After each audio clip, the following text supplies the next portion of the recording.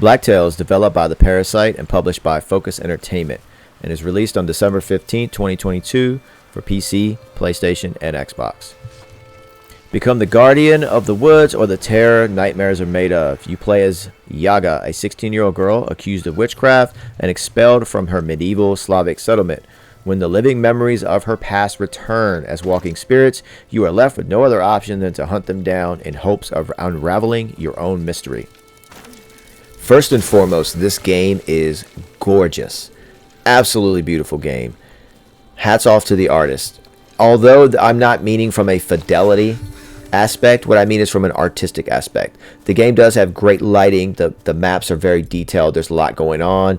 But what I mean is the way it's designed, because this type of game invites exploration. The way it's designed, it's beautiful to look at. I've sent videos and screenshots to friends like, hey, look at this, it's gorgeous. And it is. I find myself stopping and looking at certain areas or going back through certain areas because it's just so pretty to look at. There's plenty of trees, there's grass, there's petals flowing in the wind. If I had you looking at just the world, just the game world, and I said, hey, this was a sequel to Breath of the Wild, look at this, it's amazing, you would probably believe it, because that's how fantastical and how well done this world has been. Hats off to the artist. You have made an incredible world for people to explore.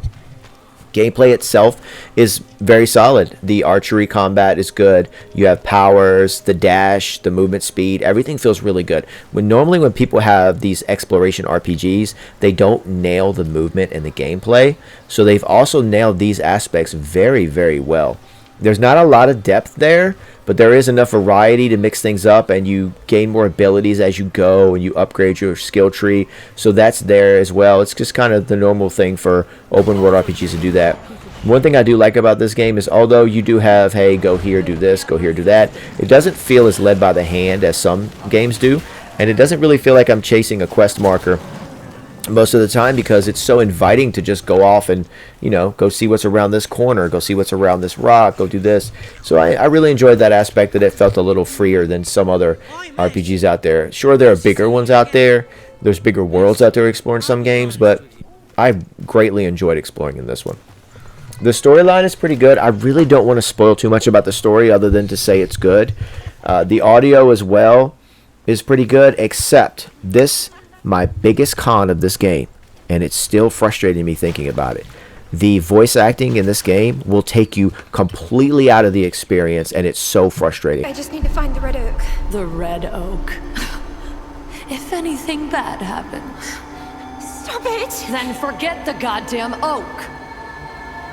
What you really want to find is the hut. What? Is it drilling into your little head? The hut. The hut! Your antagonist has, how do I say this without spoiling it, has a voice in her head. And that voice in her head, even though she's in a Slavic town, talks in modern day English. She uses a lot of profanity, and it completely just throws you right out of this fantasy world. And I just don't understand the decision by the developers to leave that in there. I'm not taking away from the skill of whoever did the voice acting. I'm just saying that it did not fit the game at all. And maybe I'm the only one that feels that way. I know after several hours into the game, it was a little more tolerant because I was used to it. But every time I hear her talk, especially when she's using profanity or talking just so casual modern English, it's just like, oh, so bad.